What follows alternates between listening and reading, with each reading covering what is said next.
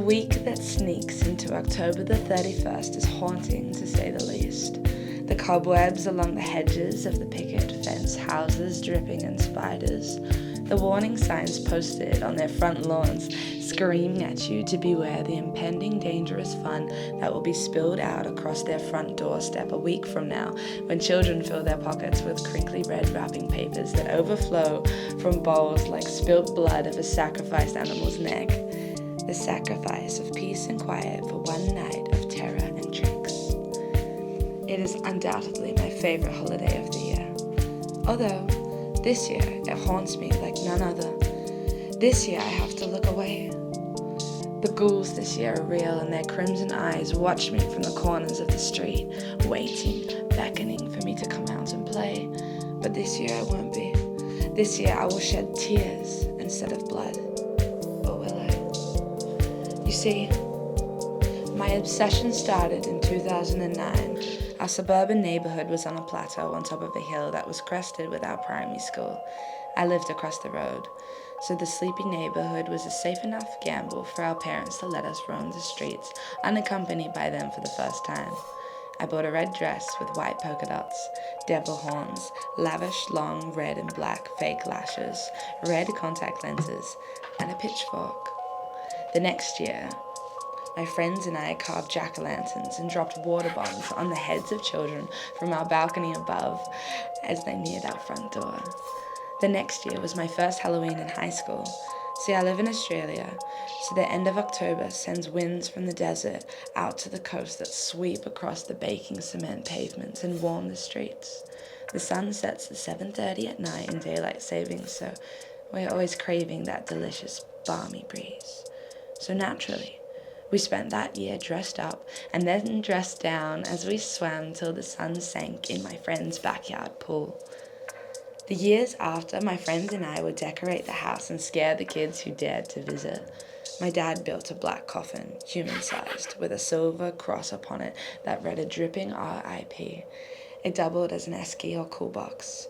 Children would reach out to open it in hopes to find their treats, only to find one of us hiding inside and come screaming out.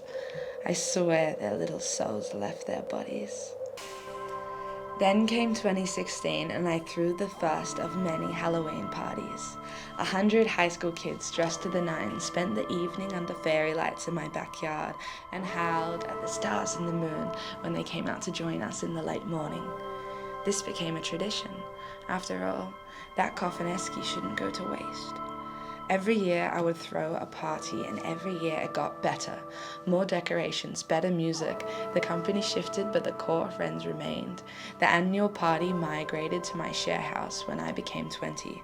Smoke machines, cocktails, candlelit shenanigans of the highest degree. One year my darling sister played records all night, and we danced away to Neil Diamond. The album that night was coined Hot October Night. Then 2023 came around, and it appeared that I would be away, traveling over Halloween. I was going to be in Asia backpacking with my boyfriend. I packed up my room, sold my belongings, and as I decluttered, I came to the awful decision I was forced to endure. I wish this on not even my enemies. Like a little girl whose family fell apart, throwing out the childhood Christmas decorations, I was met with my box of spook. The coffin esky had been broken and put back together too many times now, and the tired wood had decided on its retirement. My dad had died 2 years ago, and his DIY coffin had lived on longer than him. But now it looked like it too had met its match. Inside were all the ghosts, skeletons, ghouls, jack-o'-lanterns, bloody rags, light-up skulls, cobwebs any Halloween fanatic would only dream of accumulating. And it seemed I had to throw it all away. I was devastated, to say the least. But I was supposed to be on to bigger and better things. My ghoulish treasure box found itself at the tip, and I left it behind in search of a travel escapade. My boyfriend and I went to the Philippines and Indonesia. We were supposed to keep traveling for another 2 months when a series of unfortunate events unfolded in front of our eyes. And I mean unfortunate.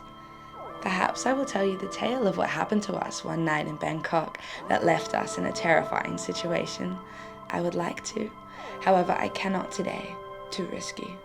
If you want to know, subscribe, and I will release a video in the future. But small details I will tell you now. We had to leave Southeast Asia, at least till things cooled off. So we emergency flew home. We then had 4 weeks to kill till we flew to Japan for 6 months. These are the weeks that I am enduring right now, and they haunt me. Because everywhere I look, there are cobwebs in the streets, clowns in the shops. Halloween is this weekend, and for the first time in my young life, there will be no party.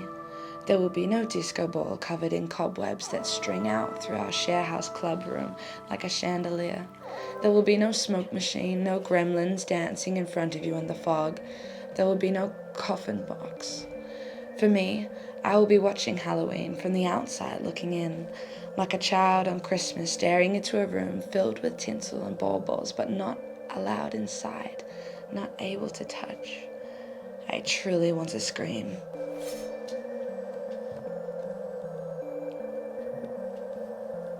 When I was a little girl, I had a reoccurring dream that I was on my pretty suburban street and coming home from school, only to realize that it was Halloween. I rushed home trying to get dressed into my costume with a broomstick and a hat in time so I wouldn't miss out. But I always seemed to not make it on time. I would have this dream throughout any time of the year and often. And I had almost forgot about this reoccurring night terror till recently when I started to have the same dream again. I wasn't running along the picket fence street of my past, but was madly trying to get into a vampire sanguine velvet dress in time for the evening. Has my reoccurring nightmare returned? It seemed so. So, let's get dressed.